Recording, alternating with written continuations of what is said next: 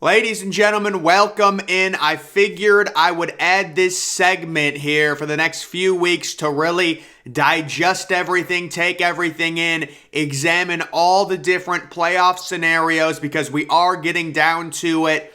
We're almost to the point where the College Football Playoff Committee is releasing rankings. So let's go conference by conference. Who is still alive for the playoff? Who's alive for their conference championship game? Let's dissect this starting in the ACC. And right now, Clemson basically guaranteed to go to their conference championship. I saw something like the ESPN FPI gave them a 98.8% chance to make it because they have the head-to-head win over Syracuse. They've got the head-to-head win over Wake Forest. They've got the head-to-head win over NC State and FSU.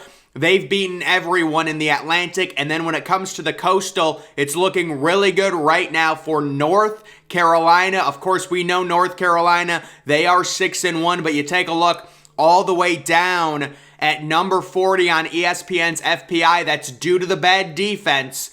We'll see what happens with North Carolina. They got a toss-up game this week against Louisville. But right now, the ACC championship game is looking like North Carolina versus Clemson. And I would give North Carolina a chance to possibly pull off the upset because I think Clemson has major quarterback issues that are going to really hinder them down the stretch. But right now, it looks like the ACC championship game is setting up to be North Carolina versus Clemson. And Clemson with a very good chance at this point to make the playoff. The one scenario I want to talk about, we would expect North Carolina to lose at least one more game, so they're probably going to be a 2-loss team. If they beat an undefeated Clemson in the ACC championship, Clemson would be a 1-loss, team that doesn't have a conference championship. I don't think they would be in the playoff depending on who else is there. At that point, the ACC could be left out completely. And then Clemson also has another non-conference game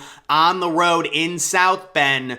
They're going to have to beat Notre Dame, and they're going to be favorites in that game, but it'll be a good one either way. We've also got Wake Forest sitting at 6-1, but of course for them, they've got that head-to-head loss to Clemson, the shootout game. Syracuse, I see losing a few more times. FSU is already 4-3, and they've got a few more tough games. And you've got NC State without their starting quarterback. So that is the ACC. Moving on to the Big 12, a complete mosh pit. Every team inside the top 51, you can take a look. They've got Texas at number 6 according to ESPN FPI. Obviously, Texas with 3 losses is not in consideration for the playoff. Right now, it's Oklahoma State and it's TCU. And guys, one of the things I've said with the Big 12, there's so much parity. It would not shock me at all if TCU ends the regular season 9-3. I've been projecting that. They've got another game where they're 7-point favorites over West Virginia, but West Virginia is a team that can score a lot. It'll be a very interesting game there. Overall, right now, you're talking about the Big 12 championship game possibly setting up to be Oklahoma State versus TCU at this point. Maybe Kansas State with an outside shot. Maybe Texas with an outside shot. Of course, it sucks for Kansas State. They were beating TCU. You know, their starting quarterback gets injured early in that game. They end up losing. They were up 28-17. But it would be, I think, good for college football if TCU somehow managed to go undefeated and to make the playoff. Of course, there are interesting scenarios where TCU loses one regular season game, finishes the regular season 11-1, and then wins the Big 12 championship. Would they have the resume to be put into the playoff? You're dealing with multiple SEC teams. You're dealing with either Ohio State or Michigan. In all likelihood, that would be interesting. And then Oklahoma State, it's very clear for Oklahoma State. They have to win out if they want to get into the playoff. Those are the only 2 teams right now from the Big 12 that have a chance to make the playoff. I think smart money is on no teams from the Big 12 making the playoff because we have said this is such a conference of parity and everyone's going to beat up on everyone. That would be my expectation right now as we stand today. Moving on to the Big Ten Conference, it's Ohio State, it's Michigan. Right now, the top 2 teams, we do expect them to be on a collision course, possibly a 2v3 matchup, maybe a 1v3 depending on what happens with Georgia and Tennessee. Oh, yeah. Well, you know what? If Michigan and Ohio State both win out, I would say it's pretty much guaranteed to either be a 1v3 matchup, the game is, or a 2v3, because if they're both undefeated, Georgia and Tennessee, one of them is guaranteed to lose, when they face each other. So Michigan and Ohio State would easily jump the loser. And that is going to be the huge game. Kind of an interesting scheduling quirk with Michigan. The game before Ohio State, they have a home game versus Illinois.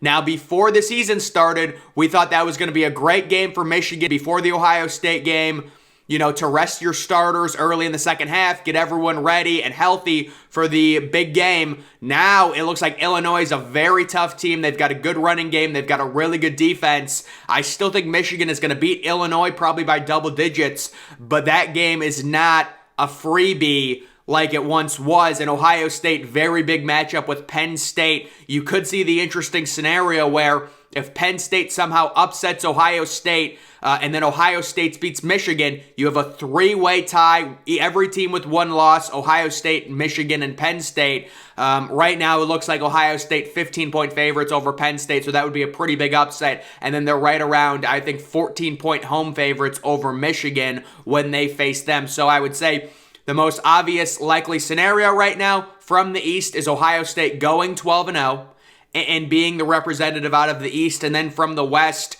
you're really looking at a team like Illinois, who has just gotten through the mosh pit. I see Minnesota right there at 4-3, ranked number 22 in FPI. They've got major offensive issues. So does Illinois, but Illinois beat Minnesota. They completely shut them down. We have to give them credit for that. And right now, Illinois, with just one loss, is in full control, possibly looking right now at an Ohio State-Illinois Big Ten championship matchup. That's what we're looking at right now from the Big Ten. And, I don't even think we can have the question because there's no way it's going to happen. But if Illinois somehow won out, they would be in the playoff. It's not going to happen. They're not going to beat, the East representative. And they're probably not going to beat Michigan on the road. But they would be in the playoff.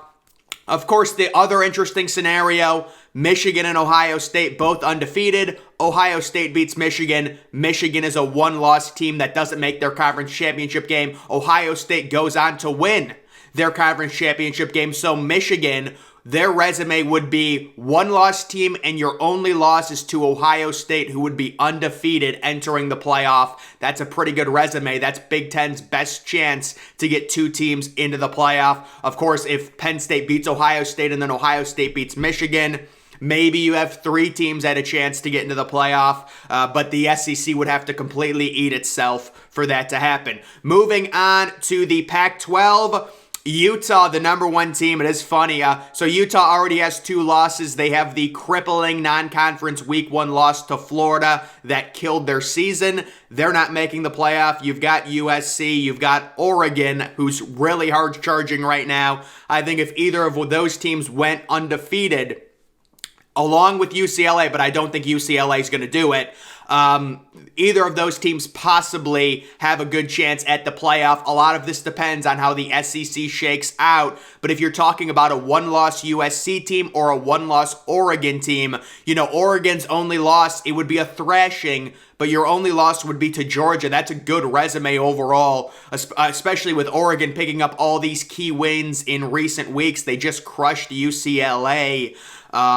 And then obviously Utah's only hope, I would say, hope for chaos, and maybe you get into the Rose Bowl. If everyone's got two losses, that would be your only hope. Utah does have that win against USC, but right now I think in terms of, possibly making the conference championship game, you're looking at USC, Oregon, and UCLA.